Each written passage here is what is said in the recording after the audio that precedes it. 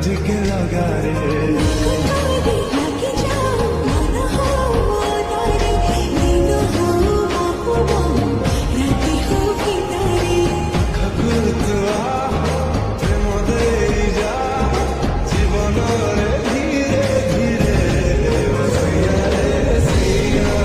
ଦିଆଯାଇଥିବା ଲିଙ୍କରେ କ୍ଲିକ୍ କରନ୍ତୁ ଏବଂ ତାପରେ ଭିଡ଼ିଓରେ ଦିଆଯାଇଥିବା ଲିଙ୍କରେ ଏଲାଇଟ୍ ମୋସନ୍ର ତାକୁ ଡାଉନଲୋଡ଼୍ କରି ନିଜ ଫୋନରେ ଏଡ଼ିଟ୍ କରିପାରିବେ ଏବଂ ସେଥିରେ ଦିଆଯାଇଥିବା ଭିଡ଼ିଓର ଡେସ୍କ୍ରିପସନ୍ରେ ପ୍ରିସେଟ୍ ଲିଙ୍କ ତାକୁ ଇମ୍ପୋର୍ଟ କରିନିଅନ୍ତୁ।